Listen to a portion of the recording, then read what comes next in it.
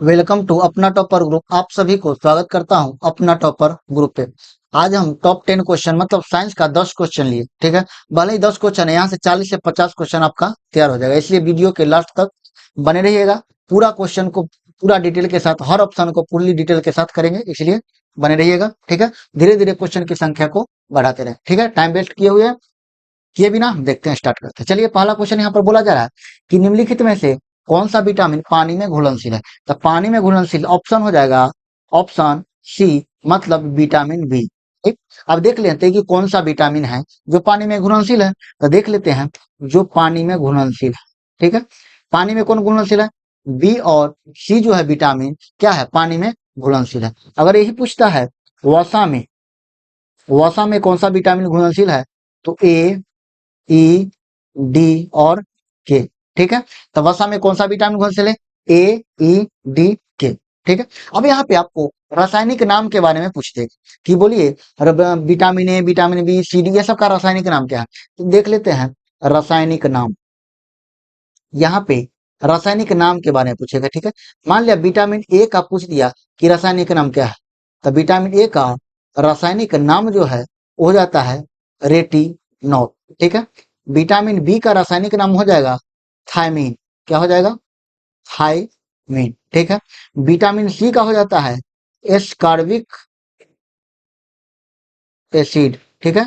Ascorbic acid, 1 minute. Ascorbic acid, ठीक है। Vitamin D का क्या होता है? विटामिन डी का होता है कैल्सीफेरॉल, कैल्सीफेरॉल, ठीक है। विटामिन ई का पूछ देगा तो विटामिन ई का होता है टेकोफेरॉल। क्या होता है? टेकोफेरॉल, ठीक है। और हो गया।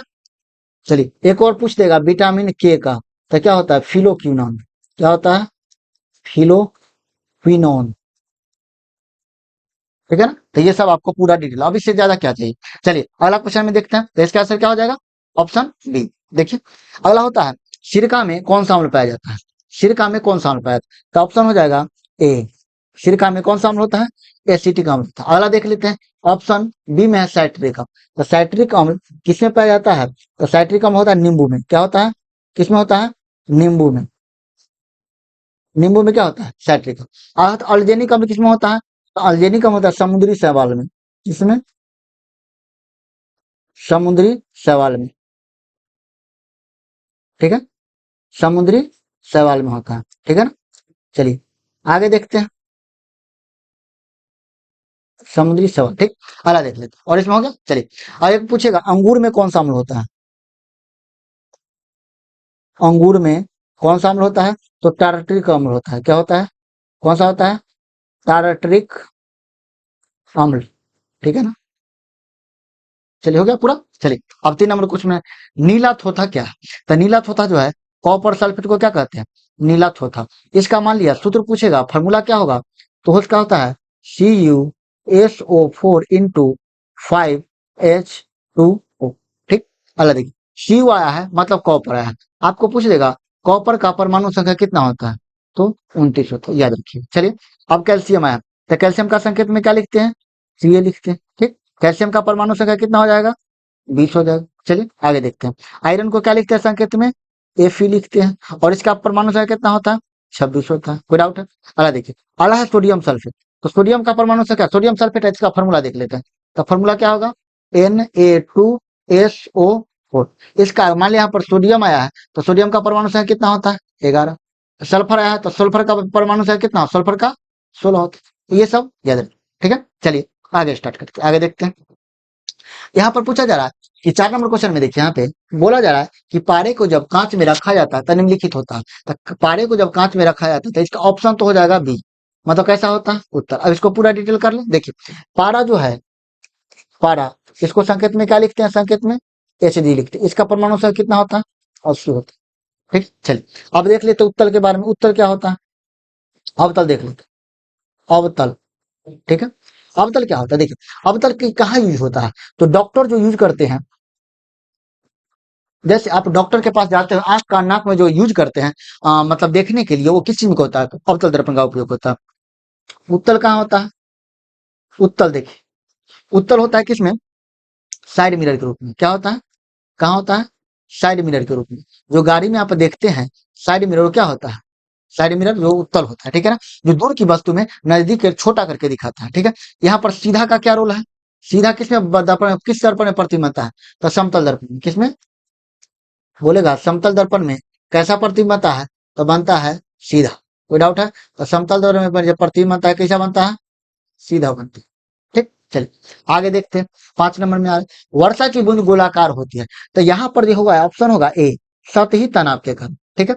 यहाँ पर अब ये वर्षा के बारे में बोला। जब आपको पूछा जाता है कि अम्लीय वर्षा कब होता है, अम्लीय वर्षा, यहाँ पर जब पूछा जाए अम्लीय वर्षा कब होता है, जब पीएच मान जो होता है ना, पीएच 5.6 से कम हो जाए। पीएच मान कब हो जाए? जब 5.6 से कम हो जाता है तो वर्षा कैसा होता है? अम्लीय। कभी कभी पूछा जाता है कि वायु क्या है? वायु एक मिश्रण है। वायु एक क्या है? तो मिश्रण, ठीक है। और क्या इसमें है? यहाँ पृथ्वी के गुरुत्व के बारे में चर्चा किया है। तो पृथ्वी के गुरुत्वीय त्वरण स्मॉल जी होता है, उसका मान कितना होता है? 9.8 मीटर पर सेकेंड स्क्वायर, ठीक है, ये पॉइंट, ठीक है। और कुछ है? बस होगी। चलिए आगे देखते हैं। 6 नंबर क्वेश्चन।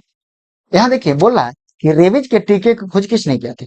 तो रेबीज के टीके को खोज किया था लुई पाश्चर, ठीक है, लुई पाश्चर। चलिए आगे देखते हैं। ये एडवर्ड जेनर क्या थे? एडवर्ड जेनर जो थे चेचक के टीका का खोज किया था। चेचक टीके का खोज किया। अगला देखिए, एलेक्जेंडर फ्लेमिंग जो था ये किस चीज को खोज किए थे? पेंसिलिन, ठीक है ना, पेंसिलिन, ठीक। चलिए आगे देखते हैं। देखिए यहाँ पे बोला जा रहा है कि दाब नहीं मापा जाता है। तो दाब किस में नहीं मापा जाता है? तो ऑप्शन हो जाएगा सी, दाब न्यूटन में नहीं मापा जाता है। न्यूटन है क्या? तो बल का एस आई मात्रक क्या है? एस आई मात्रक क्या होता है? न्यूटन होता है, ठीक है। अब यहाँ पर बोला जाए दाब का एसआई मात्रक क्या होता है? यहाँ पर अगर पूछ दिया है दाब, दाब का एसआई मात्रक, तो यहाँ पर क्या हो जाएगा? न्यूटन पर मीटर स्क्वायर, ठीक है। और आगे चलिए आगे देखते हैं। जैसे आप पूछेगा, आप बोल देगा कि दाब कैसा राशि है? राशि, दाब, राशि जो दाब जो है कैसा राशि है? तो अदिश राशि है। एक मिनट, दाब जो है कैसा राशि है? अदिश राशि है, अदिश। और बोल देगा बल कैसा राशि है? बल कैसा राशि है? तो सदिश राशि है, ठीक है। तो आप याद रखिएगा बल, बल जो हो गया, वेग हो गया, विस्थापन हो गया, बल वेग और विस्थापन और एक त्वरण, ये सब कैसा राशि है?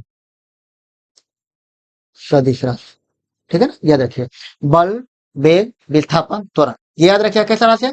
सदिश राशि, ठीक है। सब हो गया ना? आगे चलिए यहाँ पर 8 नंबर में आ रहे, ठीक है। 8 नंबर क्वेश्चन बोला घूर्णन करते हुए फ्लाई व्हील को आरपीएम को निम्नलिखित में किससे मापा जाता है? तो यहाँ पर क्या हो जाएगा?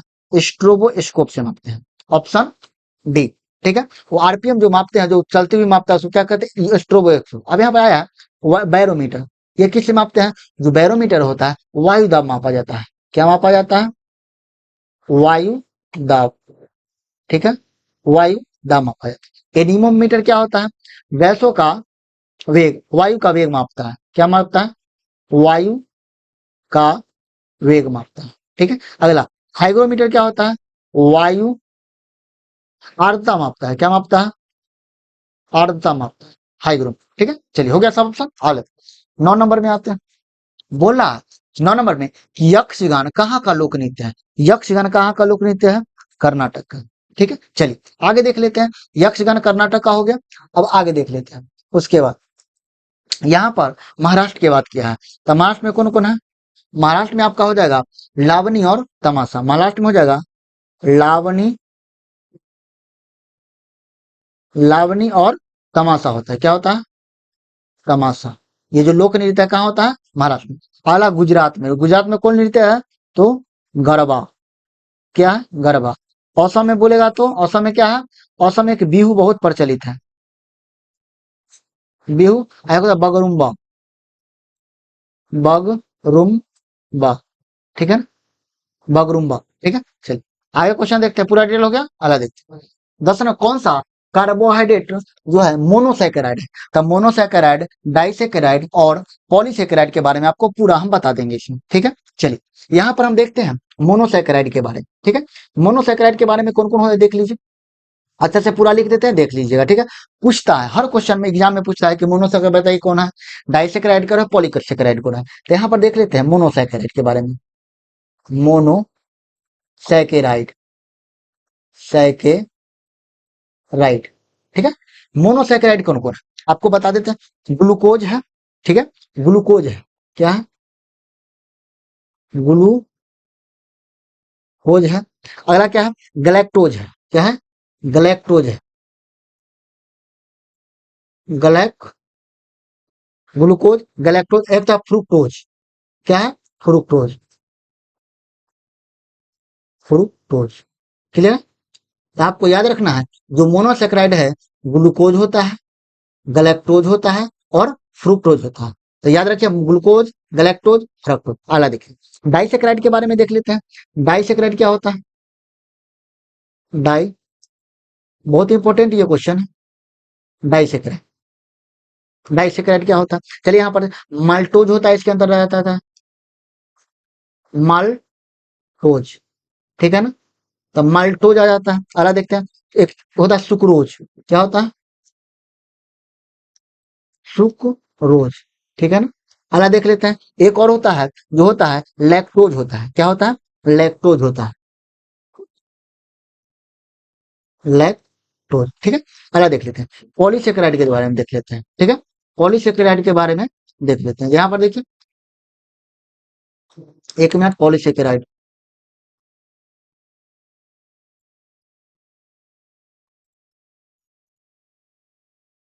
अगला देखिए पॉलीसेकेराइड के बारे में देख लेते हैं। यहाँ पर देखिए पॉलीसेकेराइड, थोड़ा राइटिंग देख लीजिएगा, राइटिंग उतना अच्छा नहीं है, पहला बार लिख रहे हैं तो थोड़ा दिक्कत हो रहा है इस पे, ठीक है। पॉलीसेकेराइड के बारे में देख लेते हैं। तो पॉलीसेकेराइड के अंदर कौन आता है? तो स्टार्च आता है,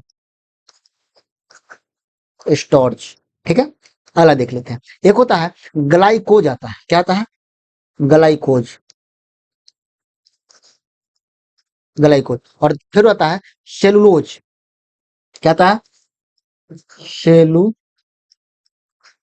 सॉरी सेलुलोज, ठीक है, ठीक है, यही होता है, ठीक है। तो आपको पूरा डिटेल बताते हैं, बोल रहा है कौन सा कार्बोहाइड्रेट मोनोसैकेराइड है। तो मोनो में क्या आता है? ग्लूकोज, गैलेक्टोज और फ्रक्टोज। तो आंसर क्या हो जाएगा? ग्लूकोज, ग्लूकोज और फ्रक्टोज, ऑप्शन बी। समझ आ गया? तो आपको पूरा डिटेल के साथ किया है। ऐसे ही क्वेश्चन की संख्या अभी 10 है, धीरे धीरे क्वेश्चन की संख्या बढ़ाएंगे, ऐसे ही डिटेल पूरा डिटेल के साथ करेंगे। आप सब सपोर्ट कीजिए, पूरा डिटेल करेंगे, ठीक है। ठीक है, फिर मिलते हैं अगले वीडियो में। ऐसे ही लास्ट तक बने रहिएगा, पूरा देखिएगा, आपको दिक्कत नहीं होगा। कोई भी एग्जाम में आप बैठ सकते हैं और हर क्वेश्चन को, ऑप्शन को हम पूरा डिटेल के साथ करेंगे, ठीक है। ठीक है, थैंक यू। फिर मिलते हैं अगले वीडियो। ओके।